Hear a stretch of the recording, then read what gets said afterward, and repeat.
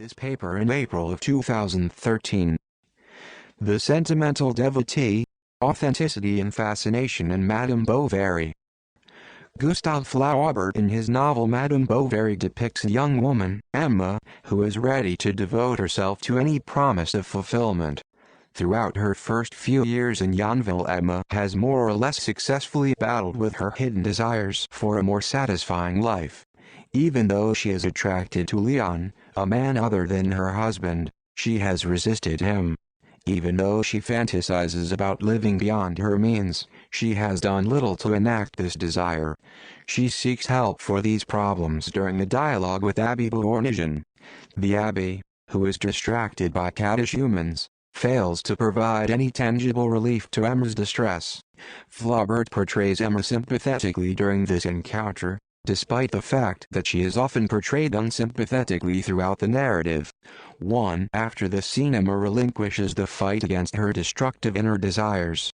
Flaubert marks out this watershed moment in the plot by placing a shocking act, the unnaturally cold abuse of Berta, immediately after. Emma then remains open to the advances of Rodolphe, who leads her into the catastrophe of her first affair. A causal vacuum begins to surface here. A Catholic who suffers from temptations is supposed to seek refuge with her priest, yet Emma is not rewarded for her effort.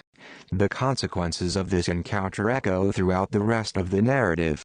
2. How much blame does the Abbé deserve for Emma's first affair? The Abbé's forgetfulness, worldly concern, and clichés evidence his culpability for pastoral negligence. 3. However, Emma's sincerity of approach must be thoroughly called into question given the precedent set up by Flaubert. The context in which this dialogue appears, considered with trends established at other points in the novel, such as Emma's time at the convent, prove that she was not a sincere religious seeker. 2 important details within close proximity demonstrate the frivolous motives which impelled Emma to approach the Abbé. First, Emma's desire to reveal her thoughts to a priest begins upon a passive peeking. As she entertains herself with people watching, she suddenly heard the church bell ringing the Angelus, Flaubert 97. Flaubert here establishes the tone of the coming conversation with the Abbé. Emma first distracted herself with gawking, and then chose to pursue an interesting new stimulus, a church bell. She seems to be seeking relief from boredom, not a pain conscience. Only one scene prior the same Mrs. Bovary was suffering from depression. Despite the power of those feelings, they did not impel her to seek spiritual help at the time. The second detail is the mental wandering that Emma engages in at the instigation of the Angelus. She recalls in her mind all of the time that she spent at the convent. 4. The descriptions focus particularly on external beauty and emotional gratification.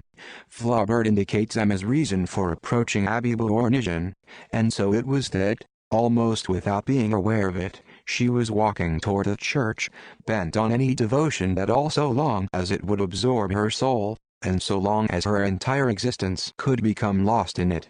The phrase, almost without being aware of it, testifies to Emma's lack of purpose.